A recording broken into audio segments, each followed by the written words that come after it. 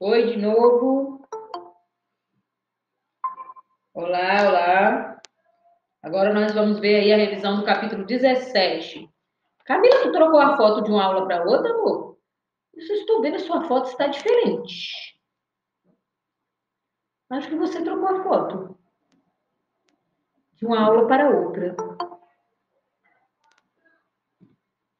Oi de novo. Capítulo 17 agora, tá, amores? Nós vamos estar revisando, eu vou colocar o slide aqui para a gente revisar o capítulo 17 para avaliação de vocês. Estou esperando os coleguinhas entrarem para começarmos. Se alguém tiver alguma dificuldade para entrar, vocês me avisem, por favor, tá? Às vezes dá umas falhas técnicas.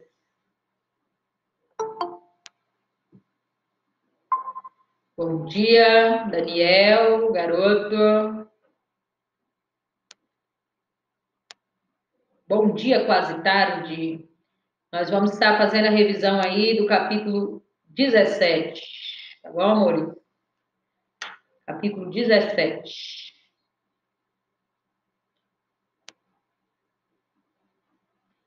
Esperar os senhores. Exatamente, Camila trocou o look durante o intervalo, inclusive a paisagem também, trocou tudo. A menina é uma eficiência só. Veio outra Camila. Nova Camila. Vamos lá, esperar o povo tá entrando. Bom dia. Bom dia, bom dia. Bom dia novamente. Agora nós vamos estar revisando o capítulo 17.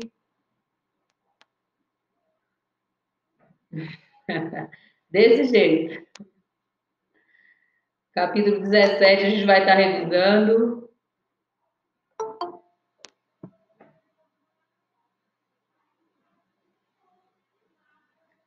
David. Que foto é essa, David? Acho melhor. Essa foto não tá tão legal, não, David. Se fosse você, eu trocava. Eu acho que essa bandeira aí tá meio errada, hein? Tá meio errada essa bandeira aí, David. Vou te dar uma bandeira para você colocar aí para ficar mais bonita essa foto. Não vou nem te falar de que esse manto aí, mas tudo bem, David, tudo bem. Né, Gabi? Vamos trocar essa bandeira aí, trocar essa bandeira aí, David, dar uma bandeira para tirar uma foto mais bonita. Gente, nós vamos estar revisando o capítulo 17, tá? Eu falei um pouquinho. Fale. Você recebeu as atividades que eu mandei no seu e-mail? Sim, recebi sim, Vinícius. Certinho, tá? Beleza. Falou. Vamos lá, gente, vamos estar revisando. Quem quiser abrindo aí no livro, capítulo 17, tá bom? Vamos estar revisando aí o capítulo 17.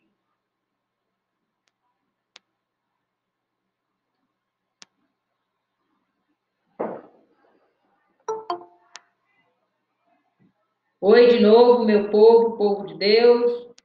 Capítulo 17, a gente vai começar a revisar agora, tá? Para avaliação, estou aguardando só mais um minutinho. Os colegas enviaram a solicitação para a gente começar aí a revisão.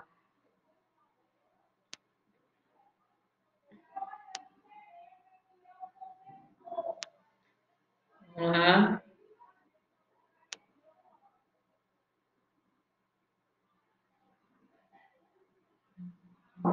Eu acho que já entrou praticamente todo mundo, né?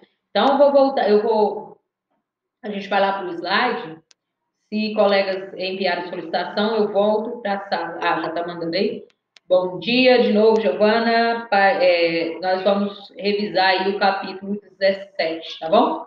Nós vamos começar a revisão do capítulo 17. Eu estava guardando aí mais alguns colegas, eu sei que tem mais alguns ainda que faltam, tá enviando solicitação para a gente estar iniciando. Às vezes tem alguns que não voltam para o segundo horário. Então a gente vai para a revisão agora.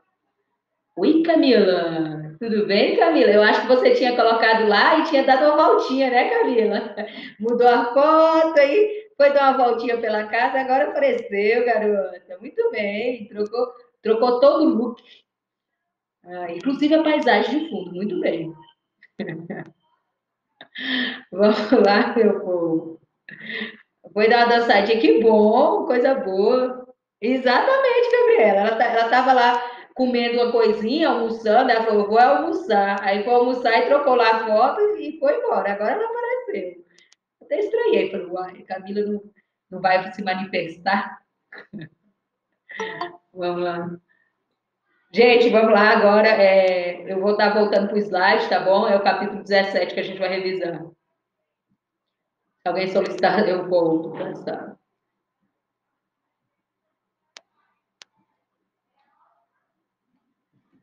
Vamos lá. Então, falando aqui desse capítulo 17, né, a gente vai falar um pouquinho dos principais aspectos agrários mundiais, principalmente começa o livro com os países centrais, destacando os Estados Unidos. Então, a gente tem o seguinte texto aí, então, com o avanço da globalização, a produção agrícola também tende a se mundializar, ou seja, estabelecer-se em cadeias produtivas que envolvem diferentes regiões e integram os mercados, principalmente pela atuação global de grandes empresas transnacionais.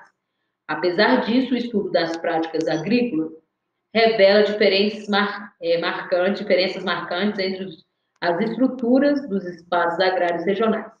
A territorialização da agricultura surge não apenas em conformidade com as potencialidades determinadas pelos atributos naturais, mas também pela relação comercial que caracteriza o lucrativo mercado mundial de alimentos. Então, como eu já falei para vocês, embora a gente estude lá as teorias demográficas, né, Thomas Malthus, que propunha que os alimentos iam crescer em PA, enquanto que a população em PG, ou ao contrário, não lembro, mas ele propõe o seguinte, que a população ia crescer muito mais do que ter alimentos, só que ele não contava com a tecnologia. E, na verdade, hoje a gente tem alimento para todo mundo. Só que por que tem gente que passa fome? Porque os alimentos são vendidos. E os países centrais, eles utilizam cada vez mais de tecnologia para estar desenvolvendo esses alimentos, né? Principalmente o americano e o europeu têm uma certa restrição a alguns tipos de tecnologia, como os agrotóxicos, eles praticamente não gostam que se utilize, a gente chegou a ver isso, como as plantas transgêneras, aquelas modificadas, eles costumam não utilizar muito isso, né? Mas aí os países centrais, eles usam muita tecnologia. Vamos passar adiante?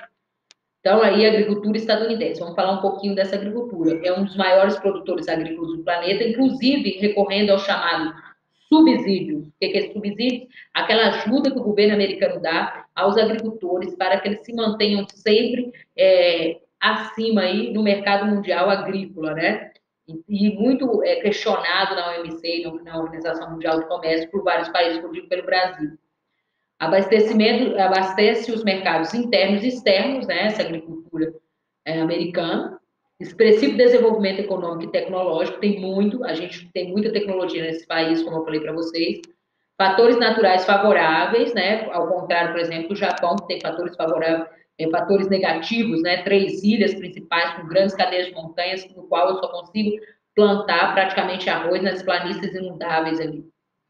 Grande diversidade climática, o que também favorece, porque eu vou ter vários tipos de culturas aí, cada uma se adaptando ao clima, embora hoje, com os transgêneros, eu consigo, um exemplo, plantar uva no Nordeste brasileiro, né? Então, também pode modificar, mas o clima ajuda muito e o processo histórico favoreceu a agricultura familiar. Por quê? Porque os Estados Unidos foi colônia de povoamento, né? Não colônia de exploração. Então, vamos continuar. Vamos falar um pouquinho aqui desse mapa dos Estados Unidos que vocês já viram e que eu já estudei bastante com vocês. Então, aqui desse lado a gente tem os chamados Montes Apalaches. Foi aqui que os Estados Unidos começa aí a ser povoado e aí que tem as 13 colônias, as colônias do norte e a colônia do sul. Há uma guerra entre essas colônias, a colônia que era a favor do povoamento que ganha a colônia do sul, que não era escravocrata. Então, começa a se desenvolver os Estados Unidos por essa parte aqui. Lembrando que os Estados Unidos tem basicamente uma partezinha, depois começa a se desenvolver aí, como por exemplo a famosa corrida para o oeste, né? Então, com essa corrida para o oeste, pega aí terras, por exemplo, que pertenciam à França, chamada Louisiana, enfim. a corrida para o oeste faz com que os Estados Unidos adquiram essa terra. Além disso, os Estados Unidos, eles adquirem uma grande parte aqui dessas terras que pertenciam também ao México, com a sua expansão, né? Então, os Estados Unidos também vai pegar isso daí. E dividindo essas terras americanas nas produções, nós vamos ter o seguinte: aqui ao sul, né, nós vamos ter aqui a famosa exploração latifúndio, granjeiros e algodão, né, os famosos cotton beds, principalmente aqui a questão da produção de algodão, né, mais ao sul. É lógico que aí a gente está vendo também a parte das laranjas, que as laranjas é principalmente as cítricas, principalmente nessa região aqui, que tem até o símbolo aí, né, da Flórida, tá bom? Que produz aí os cítricos. O que favorece aqui essa grande planície central? De um lado aqui eu tenho aqui os Montes Apalaches, do outro lado aqui eu tenho as montanhas rochosas. Então, ambos sofrendo desgastes, esses desgastes de sedimentos sendo depositados aqui. Então, nessa parte central eu tenho as chamadas planície central, no qual vai concentrar aqui principalmente aí, como vocês viram, o cinturão do milho e da soja. Estrategicamente para quê? Para estar fazendo aí ração e abastecendo também algumas áreas aqui de produção, né, agrícola. Eu tenho o cinturão verde, que como eu falei para vocês, cinturão do leite, desculpa, como eu já falei para vocês também, é estratégico, porque fica mais próximo a essas áreas aqui, né, principalmente fica mais próximo a essas áreas aqui mais povoadas, para chegar mais rápido essa produção, né, para que essa produção não se perca, porque são produtos mais delicados, então aí eu tenho o cinturão do leite. Aqui é onde que eu tenho as concentrações, as maiores concentrações americanas. Aqui nesse lado eu tenho um diferencial, né? Por quê? Porque eu tenho as cadeias de montanhas, então a pecuária aí não vai ser uma pecuária intensiva, vai ser uma pecuária mais extensiva, né? Então aí eu tenho uma pecuária mais extensiva, exatamente para caracterizar uma área ali que eu vou ter um clima mais diferenciado, então eu vou ter uma pecuária extensiva. Basicamente, aí, resumindo, assim que está dividido em cinturões, né, a produção aí agrícola nos Estados Unidos. Então, tem grandes concentrações agrícolas aqui, somente onde que as 3 colônias, principalmente plantação aí de algodão, lembrando aqui nessa parte aqui, eu vou ter as cítricas, as frutas cítricas, como por exemplo a laranja, que é o símbolo, inclusive, da Flórida, e tem no livro de vocês, se eu não me engano, na página 30, uma plaquinha do carro aí da Flórida mostrando isso. Vamos passar para frente. Parte do cinturão, eu não gosto muito de ler isso aqui não, mas só para a gente resumir rapidinho, parte do cinturão do hortifruti granzeiro da pecuária intensiva foi instalado perto das regiões mais urbana e industrial do país, já que os produtos são bastante perecíveis, daí eu falei para vocês, devendo estar perto de mercados consumidores. Próximo ao cinturão do leite, encontra-se o do milho e da soja, estrategicamente para quê? A gente fazer a ração, que compõe as principais matérias químicas para as fabricações das ações.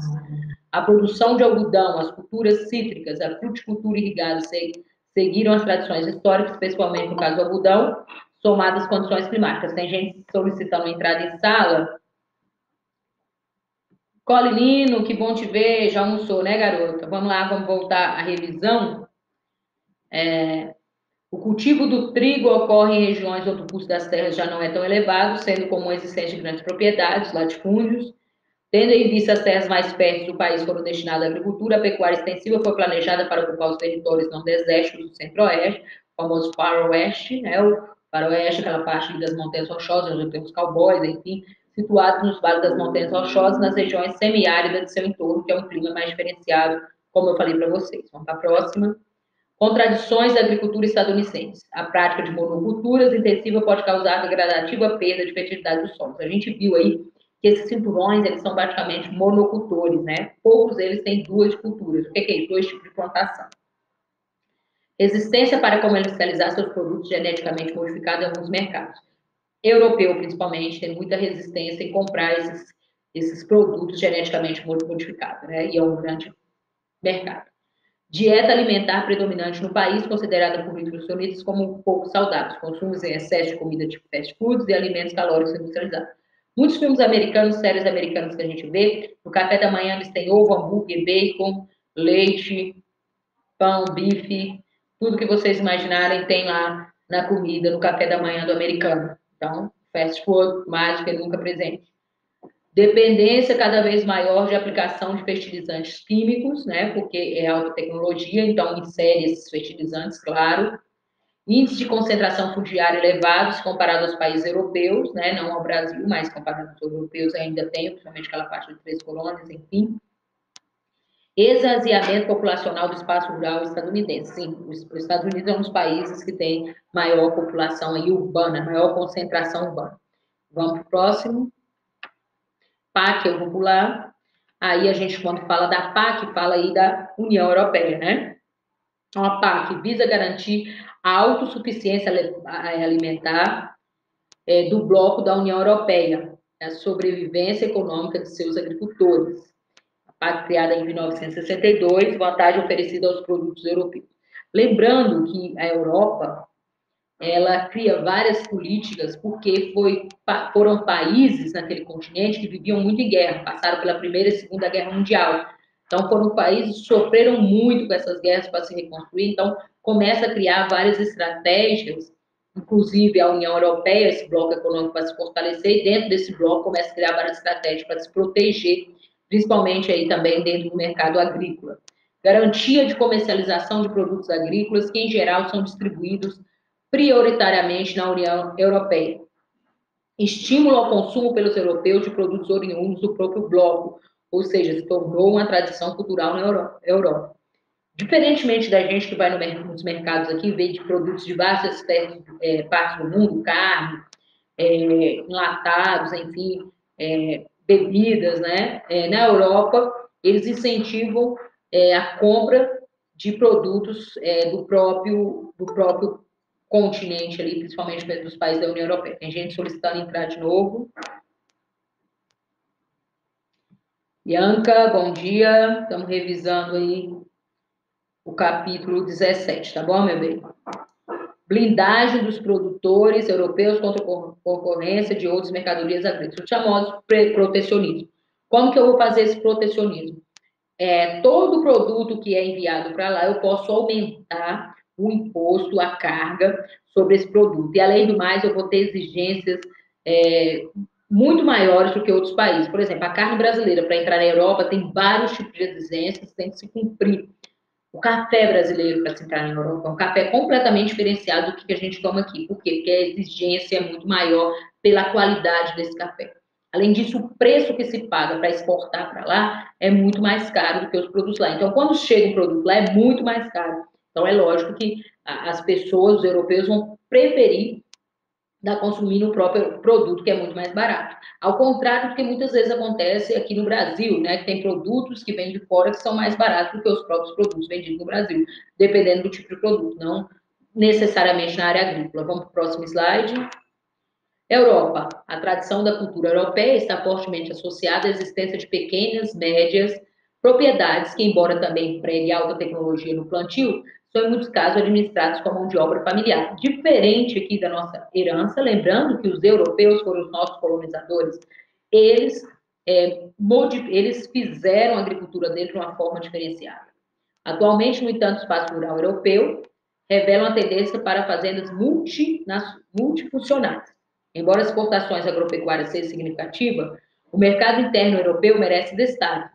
Além disso, ressalta a existência de fortes restrições ao cultivo de plantas geneticamente modificadas, que, salvo raras exceções, até 2014 apenas 2 espécies, um tipo de milho e uma batata tinham seu cultivo permitido, somente entram no continente por meio de importação sob a supervisão de agentes reguladores. É o que eu falei para vocês, eles têm uma grande resistência a essas plantas geneticamente modificadas e mesmo para estar modificando dentro do seu próprio território. Para a próxima.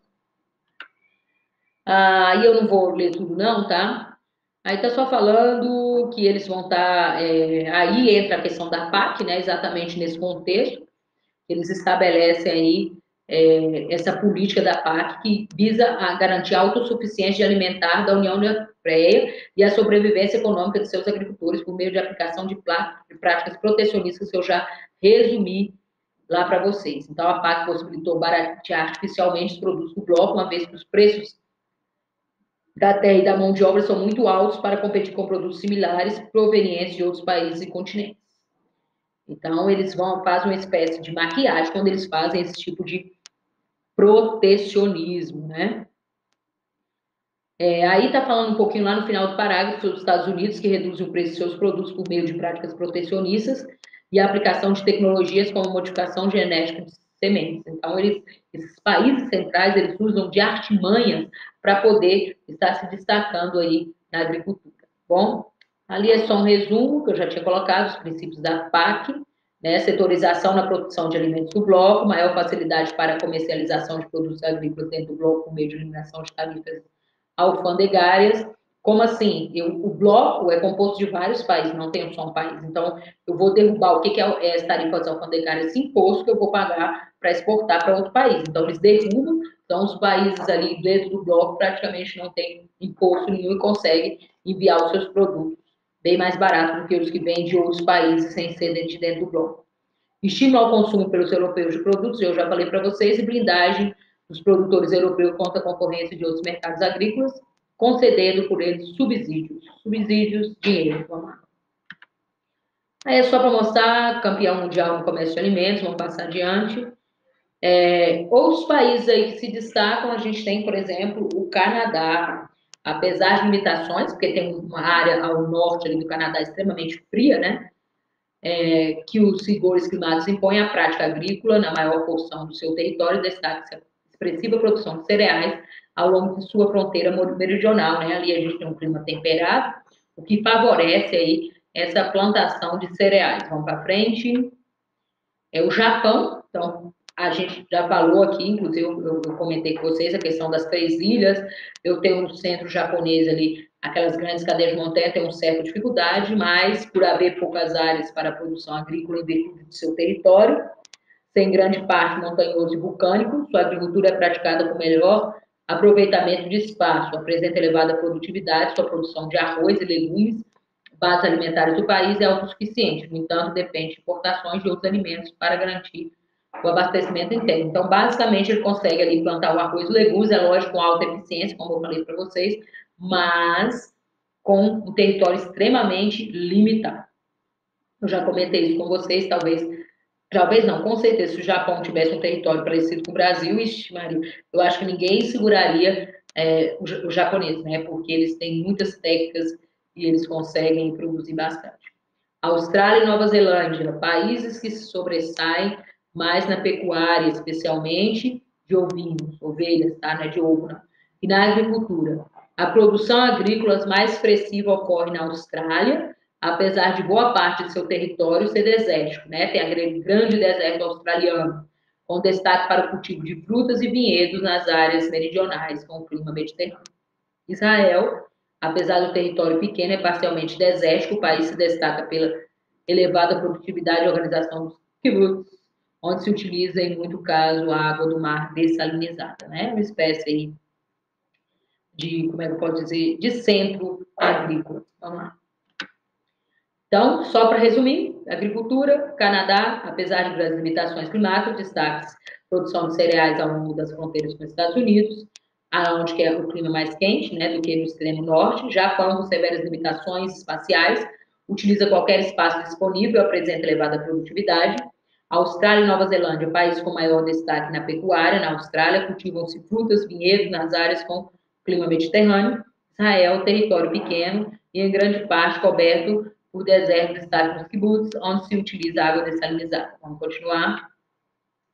Agora, a gente viu a produção no mundo central, né? No mundo rico, pode-se dizer assim. Agora a gente vai para o mundo periférico.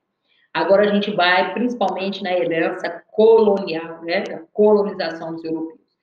Como o europeu tratava essa terra, que era, na verdade, econômico, né? A questão do valor econômico. Primeiro eles doam essas terras, depois, quando deixa de ser colônia, acabam vendendo para quem tem dinheiro. Características gerais da agricultura no mundo periférico. Em geral, os latifúndios têm presença marcante, contribuindo para a expressiva concentração fundiária.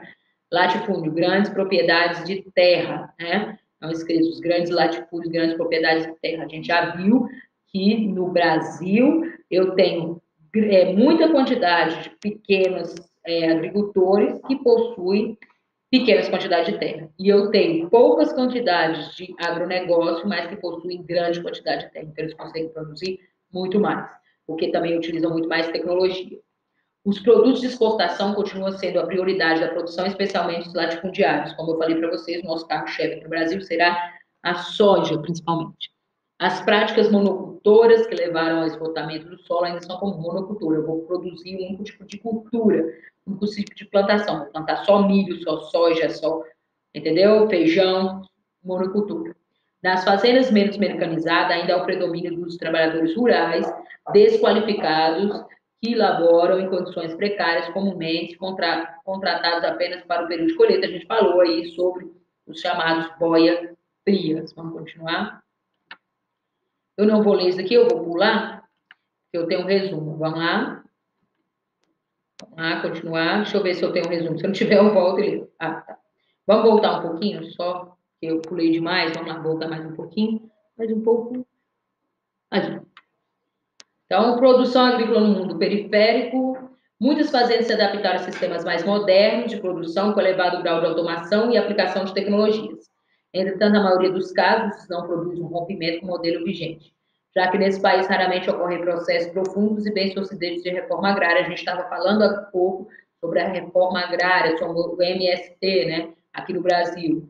E as tradições monocultoras e exportadoras continuam muito marcantes, fortemente influenciadas por grandes empresas transnacionais de alimentos, que atuam em nível mundial. Então, muitas vezes, há muitos debates sobre isso, inclusive nos países periféricos, muitas vezes a população às vezes passa dificuldade, passa fome, falta de determinados tipos de alimentos, porque o que é produzido é para se exportar, né?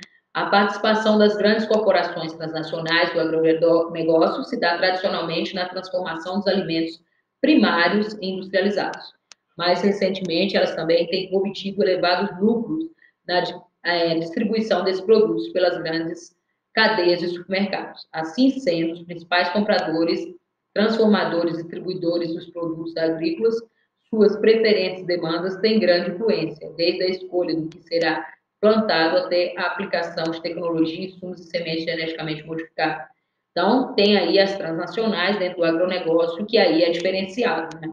Vamos continuar? Em muitos casos, os proprietários de terras dos países periféricos, comumente contando com a convivência de seus governos, fazem uso de algum tipo de insumos com defensivos químicos que nunca tiveram ou deixaram de ter a aceitação dos países centrais. Isso acontece muito, inclusive aqui no nosso país, onde a legislação e fiscalização são mais rigorosas. Esse problema tende a causar danos socioambientais. Tem muitos agrotóxicos que se utilizam em países mais periféricos, né? O nosso país não é considerado um país central, esse é um país emergente, que se utiliza e que causam muitos danos, né? Não só, como está falando, socioambientais, não só no ambiente, como também na própria pessoa que está aplicando esse tipo de fertilizante. É muito agressivo. Então, em países como, por exemplo, europeus, se a gente utiliza esse tipo de fertilizante nas nossas culturas, eles provavelmente, com certeza, eles não vão aceitar esse tipo de cultura ser exportado para o país deles, tá bom? Vamos continuar. Muitos territórios agricultados do mundo periférico ainda são cultivados de forma mais simples, com predomínio de trabalho familiar, embora a gente sabe que a agricultura familiar não como se posso dizer, simplesmente de subsistência, né? Não é só para sobrevivência. A nossa agricultura familiar, por exemplo, é para abastecer o mercado interno, tá? Pouca utilização de máquinas e menor aplicação de tecnologia. A produção é destinada prioritariamente à subsistência e ao abastecimento de mercados locais. Esse daí, a gente pode tirar, por exemplo, países africanos. Aqui no Brasil, não é bem assim que funciona, tá? Entretanto, é importante ter cuidado com a generalização do conceito de agricultura camponesa, que eu estou falando para vocês, pois ela pode abranger diferentes situações, conforme o local e condição dos pequenos produtores rurais que praticam. Pode ou não representar práticas e técnicas agrícolas mais simples, no nosso caso aqui, muitas vezes a agricultura camponesa ou familiar, ela tem técnica sim, ela usa de tecnologia sim, não tanto quanto as grandes empresas aí agropecuárias, mas utiliza. Pode ou não estar integrada a redes mais complexas do agronegócio local, nacional ou global. No nosso caso aqui, do nacional, ela está integrada sim. Pode ou não ser associada a sistema de cultivos convencionais ou alternativos, como no caso da produção agroecológica, resultando de diferentes possibilidades de impactos ambientais. Aqui é um pouco mais complicado essa questão de menor impacto, sustentabilidade, aí depende das empresas. A gente tem empresas maiores e tem empresas menores, para estar aí trabalhando com isso. Tem umas que não servem, tem algumas sim. Pode ser praticado por produtores isolados ou em sistema cooperativos. Aqui no Brasil a gente tem muitas cooperativas também, agrícolas. Uma condição, no entanto, para ser comum às famílias de agricultores, camponeses, em todo o mundo, embora em muitos casos respondam por uma parcela significativa da base alimentar de suas regiões, esses produtores costumam receber muito menos apoio, seja do governo, seja de instituições privadas de financiamento, que aqueles que vinculam o circuito de agronegócio internacional. Isso eu já expliquei para vocês, é bom sempre estar frisando, porque às vezes está sendo cobrado. Muitas vezes, gente, o pequeno agricultor, ou não tão pequeno, mas a agricultura familiar, aquele agricultor que pratica, ele tem mais dificuldade de conseguir aí uns empréstimos, né? Então, às vezes eles têm dificuldade de conseguir empréstimos em bancos. Então, aquele que trabalha com agronegócio, ele consegue muito mais facilmente, eu já falei isso hoje para vocês. Por quê? Porque ele tem muito mais garantia que vai pagar. Então, aquele menor agricultor, como não tem tanta garantia assim, ele não consegue esse empréstimo. Então, esses agricultores, inclusive, através de subsídios, o que é isso? Aquela ajuda que o governo dá, eles emprestam a juros baixos. Isso é dado por grandes agricultores, não para os pequenos agricultores, né? Então, isso daí é dado para os grandes, não para os pequenos, tá bom? Então, vamos continuar. A questão do protecionismo. Então, o protecionismo se fala muito, também sempre está caindo nas provas. Principais maneiras de um país aplicar o protecionismo: instituir pesados impostos, eu expliquei isso aqui hoje para vocês, sobre os produtos importados, encarecendo o preço final e deixando de apresentar valores vantajosos no mercado local. Então, eu faço o seguinte: o Brasil quer exportar carne para algum país X, França, na Europa. Os franceses aumentam o preço do imposto para que eu possa estar vendendo essa carne para eles, além de exigir milhões de coisas ali dentro do pátio para proteger o seu próprio mercado. E aí, o que acontece? Eu vou vender essa carne, vou ter muita dificuldade de vender, mas quando ela chegar no mercado europeu, ela vai ser caríssima. Então, vai valer muito mais a pena, principalmente quem está ali dentro da União Europeia, comprar uma carne produzida dentro dos países da União Europeia do que uma carne brasileira. Então, isso aí é uma das formas de se praticar o protecionismo. Oferecer subsídios aos produtores locais, possibilitando que seus produtos possam chegar ao mercado com preços mais competitivos. O que é isso? Dinheiro. Os governos, os Estados Unidos faz muito isso, os europeus também não ficam atrás, oferecem dinheiro, empréstimos a juros baixíssimos, ou mesmo dão esse dinheiro para os agricultores. Como assim? Esses agricultores, eles nunca vão ter perda, eles vão estar produzindo. A minha safra foi destruída, a gente está vendo os gafanhotos aí, por exemplo, os gafanhotos. Eu vou ter dinheiro para rapidamente conseguir plantar novamente, esperar ali um tempo, modificar, fazer tudo que eu preciso para recuperar aquilo ali. Então, é muito mais rápido a minha recuperação do que um país periférico, no qual o produtor não tem nenhum tipo de incentivo e que vai haver a mesma destruição, se recompor. Então, ele se recompõe muito mais rápido dentro do mercado. Então, tem muitos produtos americanos que estão à frente do Brasil em relação à produção, exatamente por causa dos subsídios, dessa ajuda. Então, isso é um protecionismo, é uma forma de proteger. A OMC, a Organização Mundial do Comércio, ela tenta muitas vezes barrar isso daí, mas é muito difícil você conseguir barrar isso dentro de país que já tem essa tradição, tá bom? Vamos continuar. Aqui a questão do protecionismo, está mostrando aí novamente como um país pode dar as principais maneiras de praticar um protecionismo, aplicando pesados impostos, que eu já falei, sobre os produtos, promovendo barreiras fitossanitárias, que eu já falei também, como assim, muita exigência. Para a carne chegar, tem que ter determinada qualidade, tem que ter sido o gado criado de certa forma, alimentado de certa forma, tem que ter as fibras, tem tudo.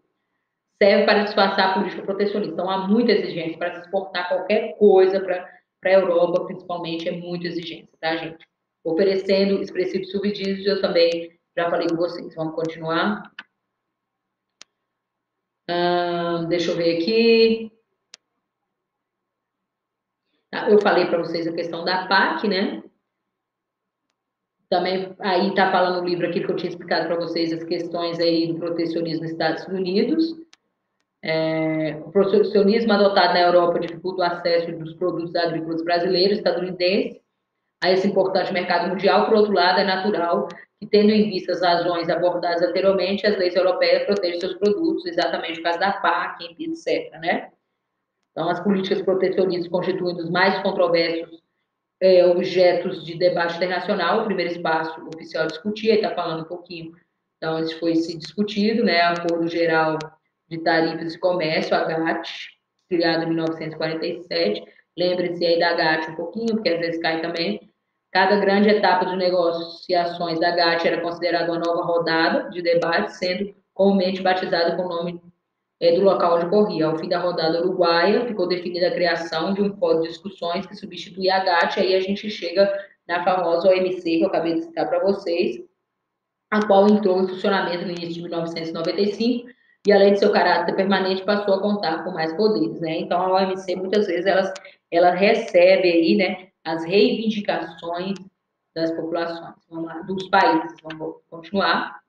Então, atualmente, a OMC está discutindo os impactos decorrentes da rodada de Doha, iniciada em 2001, na quarta conferência ministerial da OMC, realizada na cidade de Doha, no Catar. Os principais objetivos da rodada de Doha, presta atenção nisso aqui, rodada de Doha sempre está caindo nas provas, tá? Reduzir o protecionismo comercial e as barreiras alfandegárias internacionais. Então, eles debatem como pode fazer isso, de que forma pode proteger os outros países desse tipo de protecionismo.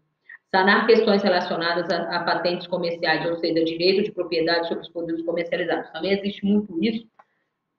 E a gente fugindo aqui, por exemplo, um pouquinho da agricultura, a gente pode falar aí, por exemplo, dos aviões. A Embraer já entrou, a empresa brasileira aqui de aviação do Brasil já entrou em conflitos, por exemplo, com a França, por causa de algumas questões aí aéreas. Então, a OMC serve para isso também. Os impasses das rodadas de Doha que fizeram com que tivessem de ser estendido além do prazo estipulado pelo encerramento de 2005, estão relacionados à polarização dos países desenvolvidos e em desenvolvimento e à crise internacional deflagrada a partir de 2008, a qual levou muitos a aumentar suas medidas protecionistas. Agora, gente, mais ainda, com essa pandemia, com certeza essas medidas protecionistas vão se aumentar, vão se agravar ainda mais, tá? Nos últimos anos, o Brasil se tem destacado por exercer papel na liderança entre os países em desenvolvimento, na denúncia dos excessos cometidos pelos países ricos em relação à política protecionista e atuação no mercado mundial de alimentos. Sua influência na OMC tem sido expressiva, como se pode observar. Enfim, o Brasil, gente, ele está dentro do contexto aí globalização, né? O Brasil se destaca demais, se destaca bastante, porque o Brasil está sempre atuante, né? E na agricultura não seria diferente. Então, Organização Mundial do Comércio, criado para substituir a GATT, o Acordo Geral de Tarifas de Comércio, entrou em funcionamento em 1995, espaço oficial para debater o sistema multilateral do comércio mundial, discute-se a liberação do comércio mundial, redução do protecionismo comercial e redução das barreiras alfandegárias. Então, a OMC serve para isso. É lógico que há uma certa dificuldade, principalmente convencer esses países mais desenvolvidos a estarem diminuindo isso daí. Então, acho que acabou o slide, mas vamos lá. Não acabou não. Então, também nós temos alguns problemas decorrentes das práticas agrícolas. Eu vou passar para frente só para ver se eu... Ah, tá. Vamos lá, esses problemas. Primeiro, desmatamento. Segundo a Organização das Nações Unidas para Alimentação e Agricultura, a qual entre 2000 e 2010, 3 milhões de hectares de floresta foram retiradas aí, né, para outros usos, especialmente agrícolas, ou perdidos por causas naturais. As maiores perdas ocorreram na América do Sul e na África, onde aí exatamente eu tenho os países que foram colônias. Desmatamento a gente nem se fala aí aqui na nossa Mata Atlântica, desde Portugal, né? Então aí está citando exemplos como a Amazônia e o Cerrado brasileiro, principalmente com a expansão agrícola. Aqui, vamos próximo. Vamos lá, continuar. Queimada. Em 2011, os Estados Unidos registraram uma área de queimada total de 3,2 milhões de hectares, a maior marca de toda as suas histórias. Então, entre os processos, os problemas associados a queimados, acelerado empobrecimento do solo, a poluição atmosférica, a erosão e aceleramento dos rios e a perda de biodiversidade. Então, tudo isso aí vai causar lá as queimadas. Vamos passar para frente aqui. Isso é uma foto aí. A erosão, que a gente falou, dentro da erosão aí, cerca de 10% da superfície terrestre, totalizando aproximadamente 1,5 bilhão de hectares, já foi irreversivelmente degradado pelo processo erosivo. Eu vou ter 3 formas de erosão. A mais simples aí, a mais fácil de converter, são os sulcos cortes superficiais do terreno, provocados pelo escoamento das águas. As rabinas, já é um buraco mais fundo, mas que eu ainda consigo reverter com alguns processos. E as vossorocas, que realmente eu já não consigo mais reverter, porque já chegou, já bateu ali na rocha mãe. Vamos lá? Então, são as fotos, tá? E os processos erosivos e a salinização, segundo a FAO, aproximadamente a metade de 250 milhões de hectares irrigados no planeta já apresentam problema de salinização e 10 milhões de hectares são abandonados anualmente. A água contém um processo de salinidade que vai aumentar aí essa salinização do solo, tá bom? Tá falando e a poluição, que a gente não pode esquecer, eu já vou encerrar, tá, gente? Segundo a OMS, dos 3 milhões de casos de intoxicações agudas por uso inadequado de defensivos químicos registrados anualmente no mundo, os quais provocam a morte de mais de 20 mil pessoas, 2,1 milhões são registrados nos países em desenvolvimento. O Brasil é o maior consumidor mundial desse produto, que é preocupante, tá? Vamos lá. Então, problemas ambientais, desmatamento, a gente já viu, queimadas, erosão, salinização, poluição. Então, são esses aí. Agora eu vou voltar para a sala. Então, meu povo, é isso. Bom almoço para vocês, tá? Obrigado aí pela participação. Qualquer dúvida, vocês podem enviar por e-mail, tá bom? Vocês podem me enviar por e-mail ou podem estar me enviando na sala Google. Tchau para vocês, fica com Deus. Até a próxima. Estudo. Beijo, Camila. Até mais. Tchau. Tchau, Emília. Tchau, Mariana. Beijo, tchau.